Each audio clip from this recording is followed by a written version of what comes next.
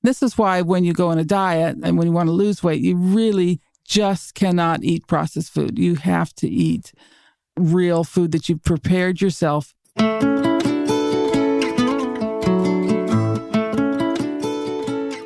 From the Weston A. Price Foundation, welcome to the Wise Traditions podcast for wise traditions in food, farming, and the healing arts.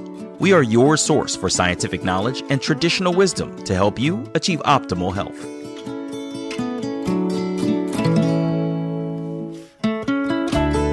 Hey, Hilda here. The secret saboteur of our diets. The reason for narrow jaws and facial structure. Why we may need to eliminate garlic from our diets for a time. This is episode 385, and our guest today is Sally Fallon Morell, the president of the Weston A. Price Foundation. She is a prolific author, a fervent advocate for real food, raw milk, and healthy living, according to ancestral wisdom. Today, Sally discusses topics covered in our Summer 2022 Wise Traditions Journal. The topics run the gamut from those I mentioned at the top to how to protect your children from sunburn without sunscreen, and the wonders of cholesterol for growing babies. Yes, cholesterol. Yep, we talk about just about everything under the sun, with the exception of COVID. Thank goodness. Before we dive into the conversation, I want to invite you to the Wise Traditions Conference coming up this October. It is the conference that nourishes in every way. Sally, of course, will be there, along with old friends like Dr. Andrew Kaufman and Dr. Tom Cowan, and new friends like Tommy John and Catherine Austin Fitz. Plus, we just get to connect together as friends and enjoy nourishing meals together. I plan on being there too. Join me. It's October 21st to the 23rd in Knoxville, Tennessee. There's still time to register. Go to wisetraditions.org and secure your spot today. And today's episode is also brought to you in part by Branch Basics, helping you replace your cleaning supplies with a non-toxic formula. Branch Basics offers fragrance-free, plant and mineral-based, free of harmful preservatives, biodegradable, non-GMO, gluten and tree nut-free, and products that are not tested on animals. These are non-toxic cleaners, if you get the picture, and they are extremely important. And unfortunately, our environment inside and outside the home is loaded with harmful chemicals that can lead to an array of hormonal symptoms. They are toxins called endocrine-disrupting chemicals, and they're found just about everywhere. They throw our bodies out of whack with a myriad of unpleasant symptoms to follow. That's why our family uses Branch Basics. They have a simple one-concentrate model that is used for all kinds of cleaning in the home. You get 5 reusable bottles to reduce waste, which you can fill with concentrate and water that covers all kinds of all-purpose cleaning. You can have streak-free bottles, 3 bathroom bottles, 3 foaming wash bottles, and you can do your laundry with this stuff too. It's so simple to get started. I just used some of both products, the Branch Basics Concentrate and the Oxygen Boost, on a carpet stain today, and it worked like a charm. And there are no more chemicals smelling up our house and causing toxic issues. So go to branchbasics.com to order your home cleaning products today and use the code WISE, which is good for 15% off all starter kits, with the exception of the trial kit. I'll make it easy for you and put a link in the show description. This is Holistic Hilda, and you're listening to Wise Traditions. Welcome to Wise Traditions, Sally. Hi, Hilda. Nice to be back. Thank you. I love talking with you. And it's been a little bit since we've covered one of our journals. That's right. We took kind of a little break, but now we're back. And tell us why this one in particular is special. Okay. So we got a letter from someone saying, I'm just sick and tired. Wasn't exactly what they said. I'm tired of all this stuff about COVID and you've strayed from your message. And I wrote back and said, well, I actually agree with you. We had to cover COVID because it was the health issue of the moment. There's no way we could not do that. But this issue has no major articles on COVID, I'm glad to say. And we're getting back to our core of nutrition and health. Fantastic. And our lead article is very interesting. But first, I just want to talk about a couple caustic commentaries. Let's do it. And the caustic commentaries were all quite interesting, I thought, in this issue. But one was about malocclusion, crooked teeth, overbites, underbites. And there's all these theories out there that it's hard food or thumb sucking or whatever. Exactly. But this was a study that found that a large portion of people with narrow jaws had vitamin D deficiency. Really? Yes, and that they likened the narrow jaw to a type of rickets. And that is a really good way of thinking about it. These jaws the bones are a little bit soft and they can't be broad a way a good hard bone can be. The one warning I have about first of all, I think this is a tremendous step forward for conventional scientists to be looking at the fat-soluble vitamins. The warning I have is that people are going to be taking vitamin D pills. And I know. Yeah. So they need all 3 fat-soluble vitamins together in the food, because when you take vitamin D by itself, you create an imbalance and a deficiency in vitamins A and K. And I feel like we've said this so many times, but people are like, oh, vitamin D, I'll pop some pills, but they don't understand that the food works together. These vitamins work together in concert in food. Well, I just talked to a person who's very dear to me, and she had been prescribed 10,000 IU per day of vitamin D by her doctor. She's a cancer survivor, and she said she was just so exhausted all the time. So I said, well, get off the D, get on cod liver oil instead, and see if that helps. But I was a little bit shocked that she'd been given so much vitamin D. I think conventional doctors, God bless them, they're trying to overcome their education and their surroundings and the peer pressure. And so the very first thing they go to is something like a vitamin D supplement. And unfortunately, it's like taking one step forward and 2 steps backwards, because it's very counterproductive. And remind us the foods that are rich in vitamin D. You already mentioned cod liver oil, which of course Dr. Price said was a food and not a supplement. What other sources can we get from our animal fats. So butter, lard, poultry fats, and then liver of pigs and birds. The liver of ruminants is very high in vitamin A. And that's why we always recommend cooking it in lard, so they have that balance of A and D. Oh, thank you for that reminder. And of course, this food is so amazing. Let's talk about the lead article that you were excited about. So this was a very interesting article, and I've gotten feedback that's very similar to my reaction when I heard the talk given by Greg Nye at our conference on the devil in the garlic, and he's written a book about this too. And he's worked with Stephanie Seneff. So why would garlic, which we think of as a healthy food, have problems? Well, it's all about sulfur metabolism. We need sulfate in our body, and that's a form of sulfur with 4 oxygen added to it. Okay, but there's other forms of sulfur. And apparently, if you overdose in sulfur, you block the pathways in your body that you need to produce sulfate. And we need sulfate for mucous membranes. We need sulfate for hormone production. We need sulfate for lots of things.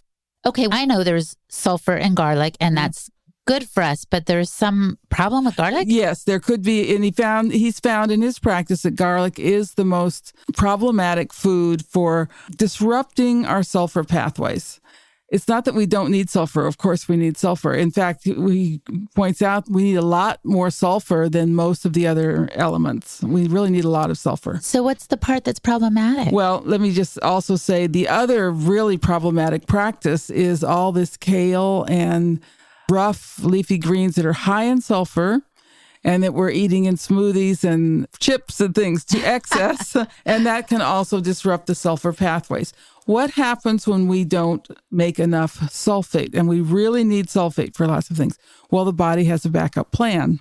It has several backup plans. The first thing it does is have a proliferation of sulfur-producing bacteria, which is, a lot of flatulence and digestive problems. That's what comes first. And that's just one of the body's attempts to get the pathways right again. The second thing is that we produce a lot of inflammation, because inflammation helps produce sulfate. The third thing the body does is produce a lot of mucus, because mucus helps us get on those pathways. Mucus has sulfate in it. And if those 3 don't work, the last thing the body does is create tumors, because tumors produce sulfate. This is so shocking, Sally. I know. It's like the symptom as the cure. The symptom as the cure. And it gives you such respect for how the body acts to get what it needs.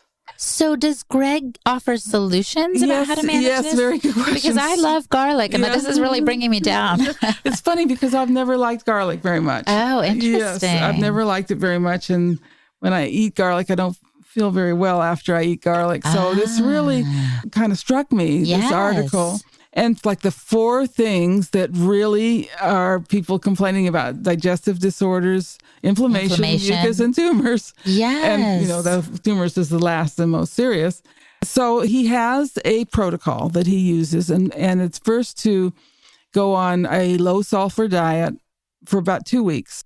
And unfortunately, that means reducing a lot of meat. But there are certain meats you can eat. You can eat fish and you can use butter. So you can still follow our principles, but no garlic, no onions, no kale, no chard, none of those really high sulfur foods. Mm-hmm.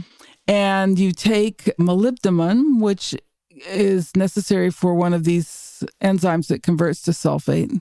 And the last thing you do, there's other things too, but the last important thing you do is Epsom salts baths. Oh. Because Epsom salts is magnesium sulfate. It's exactly what you need is the sulfate. And this is why they're so healing to things like inflammation and mucus, and even for cancer patients. So I would, now anyone with cancer, I would recommend doing this protocol, cutting back on the high sulfur foods just for a short while and doing the Epsom salts baths. Now, what if you're not feeling particularly symptomatic? Is this still possibly problematic? Like, what if you don't have inflammation and a lot of mucus and digestive issues? Right. Then you don't have to worry about it. Okay. You're doing fine. But I think it's good to be aware of the fact that overconsumption of things like garlic and kale and even onions could lead to problems. Oh, gosh. All right. I'm going to have to look at my diet a little more closely. but just pay attention. But, I was just blown away when I read the transcript of his talk, because this is something that Tom Cowan and I have been saying for many years, that when you have a fever, that's the body's therapy. The symptom is the therapy. And here he was giving all these things that people complain about, and they're really therapies. They're the body's therapy. They're not there to be welcomed as a way of getting your body to be back in balance. I see what you're saying. It's that the body is responding appropriately. Yes. We get mad at it. Like, why are you inflamed? This is the sickness, but it's actually the therapy. I see. Okay. All right. So we'll have people look into that. By the way, I will make a little segue here just to say, if you want to get your hands on a journal, all you have to do is become a member. And for podcast listeners, it's only $30 a year. I get blown away every time I say that, because I'm like, I know gym memberships that are $30 a class, actually. So $30 a year, and you use the code POD10, and then you get the journal, and you're supporting our work of education, research, and activism, of course. But now let's get to another article. So the next article is about MSG. It's called Getting to the Root of Obesity. And it's by Adrian Samuels, PhD. And Adrian was married to Jack Samuels, the late Jack Samuels. And Jack was the one who put Mary, Enig, and myself onto MSG because he was extremely sensitive to it. So much so that he had to quit his job. He was a hospital administrator because he couldn't eat out anymore. He would pass out because he was so sensitive to the MSG. But just to be clear, he didn't put you on MSG, but he alerted you. He alerted us to. Okay. He put us on to MSG. Okay, I got you. So Adrian has carried on his work, and she still keeps up his website. And it's about what MSG does to the hypothalamus in the body and just affects the body's ability to handle food and makes a lot of people vulnerable to weight gain, even if they're not eating more. Interesting. Now, MSG is used by the industry as a flavor enhancer. Right. It gives us the umami taste. And for most people, there's nothing wrong with that taste in natural foods. But when it's added to foods, processed foods, it gives a fake umami taste. And it seems to predispose to weight gain, especially if you've started this very young. If it could be in baby food, for example. It's actually in formula because MSG is in powdered milk. Oh, powdered milk. So I was going to ask you what foods it's found in. So starting a baby on formula or, powdered milk or processed food is really making them vulnerable to weight gain. And as a sidebar, we put in a description of a study that was done in China because the MSG industry says, oh, well, it's just because they're eating processed food. It has nothing to do with the MSG. Okay? Of course, the MSG is put in the processed food to make it addictive and to make you eat more and so forth. Absolutely. But this was a study in China comparing two groups of people, one group that did not use MSG in their cooking and the other group that did use MSG in their cooking. And neither of these groups ate processed foods. It was all home cooking. And the group that added MSG to their food was heavier. Interesting. Yes, they were eating kind of the same things, about the same amount of calories, but they were overweight when they added MSG to the food.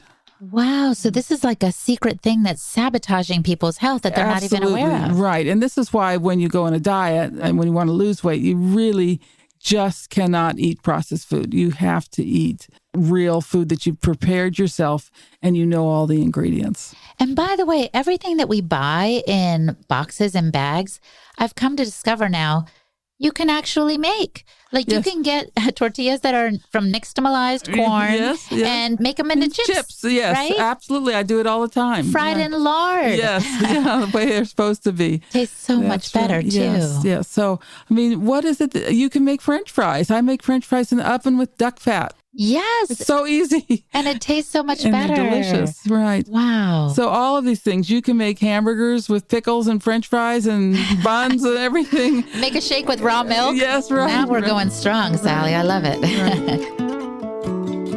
Coming up, Sally highlights the dangers of sunscreen, including its estrogenic and testosterone blocking effects.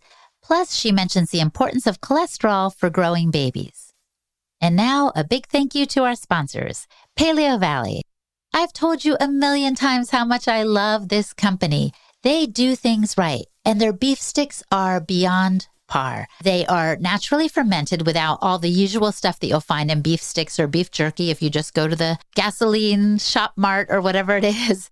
And they support 100% American-based regenerative farms. So eat these beef sticks when you're on the go or when you're home and you're just craving a little something. Go to paleovalley.com to check out their beef stick line and their many other products. And use the code WISE for 15% off at checkout. That's paleovalley.com and the code word WISE. And Optimal Carnivore. Brain Nourish is the revolutionary new product that they are offering at Optimal Carnivore. They have combined grass-fed beef brain and lion's mane mushrooms in a groundbreaking formula designed to help you have your brain firing on all cylinders for focus, elevated mood, improved memory, greater clarity, and enhanced creativity. The beef brain is sourced from the highest quality regenerative farms in New Zealand, and the lion's mane is 100% real mushrooms, organic fruiting bodies which are rigorously tested for active compounds. So go to amazon.com/optimalcarnivore to check out their products, their grass-fed organ complex that contains 9 organs, a grass-fed liver product, and the new Brain Nourish. And use the code Weston10 to receive 10% off all products. Again, that's amazon.com/optimalcarnivore and the code Weston10. This is Holistic Hilda, and you're listening to Wise Traditions. Okay, I'm really excited about this next article. Anybody who knows me knows I'm big into the sun. Well, this is about sunscreen by Elizabeth Plourde, and she's written for us before on this subject, but I think it is so important that we repeat, and she has a lot of new information here. So everybody's using sunscreen. I've even seen moms put it on their children in the winter. Several times a day. Yes. And so we've made an enemy of the sun, just like we've made an enemy of cholesterol and saturated fats and raw milk and all that. First of all, the sunscreen does not protect you from melanoma. Melanoma rates have gone way up since people started using sunscreen. But the really serious thing is that it's estrogenic. And the skin does absorb these estrogens.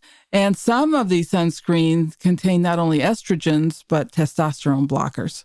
So this is not a good thing for your growing children, especially if you want to have grandchildren. You want the children to express their masculinity or their femininity, and the sunscreens are going to make that more difficult. Huge hormone disruption. Yes, I actually interviewed Elizabeth for an episode, and I think we called it, is it the sun to blame or is it the sunscreen? Because you would think we're all following doctor's orders and putting on a little sunscreen, you'd think the incidence of skin cancer would go down, but instead it's going up. So that must mean that sunscreen isn't working, or it's worse. It makes you vulnerable. Absolutely. It's making things worse. Right. So what do you put on your skin? Well, first of all, I think a lot of protecting your skin has to do with your diet. You don't want to eat any industrial seed oils, no polyunsaturated oils, because they get incorporated into your cells, and then your cells don't work right and are vulnerable to burning. But if you're eating a lot of saturated fats, you'll be a lot safer in the sun. Doesn't mean that fair people won't burn, and you have to build up slowly. And I think another great thing you can put on your skin is coconut oil. Thank you for saying that. Now, I think she also recommends a diet high in antioxidants. Is that right? Possibly, yes. So there's your fruits and vegetables and things like that. Yeah. Going back to what you were saying about burning, that's actually the skin's warning system. Yes. To tell you, get out of the sun or wear long sleeves or something. And instead we try to get away from that so we can be in the sun for hours, and maybe our bodies need a break now and then. And also, it is a myth that non-industrialized people, so-called primitive people, spend a lot of time in the sun. They were not so foolish as to work out in the bright sun. They went in the shade at midday and slept or talked or gossiped or ate or whatever. They did their work in the morning and the evening, not in the bright noonday sun. That's such a good point. I have a friend who was in Kenya one time, and she and her father and sister were just, sweating. They were in the sweltering sun, and then they looked around and noticed that all the indigenous people were in the shade. Yes, right. And they were like, we're being so foolish right now. They say mad dogs and Englishmen. Only mad dogs and Englishmen went out in the sun. So, and of course the colonialists accused the native people of being lazy, because they were wise. They didn't work in the bright sun. It's just, you can get heat stroke, you can lose too much salt. And by the way, that's another thing I've really become aware of. A lot of people are trying to do low salt diets in this heat, and you need more salt when it's hot. So, wow, to hold on to your water. Yes, exactly. And you're giving up salt when you sweat. So you need more salt. And I put a pinch of salt in my water, especially in the summer. So smart. Yeah. So I'll just go to one other article. A lot of good articles in this issue. But I did an article for a campaign for real milk, and it's about animal formula. So when you give cows what they call milk replacer, and it's shocking, that's what's done in the dairy industry. They don't let the cows nurse. Oh. They don't give them their mother's milk. They give them this thing called formula, as they call it, milk replacer. And I happened to look at a bag of milk replacer. We were in a feed store. The third ingredient in milk replacer is animal fat. That's what it says, animal fat. That's ingredient number 3. Because these animals will not grow without animal fat. There's no animal fat in human formula. It's skim milk and vegetable oils. Oh. Now, what's in the animal fat that these babies need? Well, vitamins, but the main thing is cholesterol. I knew you were going to say that. Cholesterol. So animal babies get cholesterol because they need it to grow their brains, their nervous system, their digestive tracts. They need cholesterol for hormone creation. Human babies are not getting the cholesterol they need when they are given formula. Now, cholesterol does come in mother's milk, right? Mother's milk is very rich in cholesterol and has special enzymes to ensure that the baby absorbs 100% of that cholesterol. That's true of cow's milk, goat's milk, sheep milk, camel milk. They're all high in cholesterol, and they all have these enzymes to ensure that the infant absorbs it. And this is why we're so insistent on raw milk for babies if they can't get mother's milk, and not formula. But when they were coming up with a recipe for commercial baby formula, didn't they try to replicate mother's milk? How could they have missed this ingredient? You would think, but of course they just define fat as anything, as an oil, see? Oh. Years ago, Mary Enig was an expert witness at a case on baby formula, and a woman told her, who worked in the formula industry, she took her aside, she said, "We know there should be cholesterol in the formula, but we are not allowed to put it there because of all the anti-cholesterol propaganda." So why are our babies, our children, having lowered IQ, learning disabilities, problems concentrating, it's because they are not getting the cholesterol they need during these critical development periods. And the irony of all ironies to me is that when they're giving the calves the milk replacement, they're giving them exactly what they know they need. Yes, they know that this is needed for the animals to grow right. But you see, there's no money in sick animals, but there's a lot of money in sick children. Also, the dairy industry, which is probably the most corrupt industry in the world, they want to make the maximum profit on the milk. And the maximum profit on the butterfat portion of the milk comes if they put it in ice cream. So why waste this precious butterfat on growing children or on school children? So they give skim milk to the babies, skim milk to the infants, skim milk to the school children, because they don't make a lot of money on the butterfat compared to when they put it in the ice cream. Well, I'm so grateful you're getting this information out. And of course, recently, for folks who want more on the problems with commercial formula, they can listen to the episode that we just published a few weeks ago. Yes. So yes. Thank you for getting this out. In fact, our page on the homemade formula is based on raw whole milk, had a 1,000% increase in traffic since the formula shortage came along. Wow. So there's a silver lining for folks looking for alternatives. That's awesome. Yes.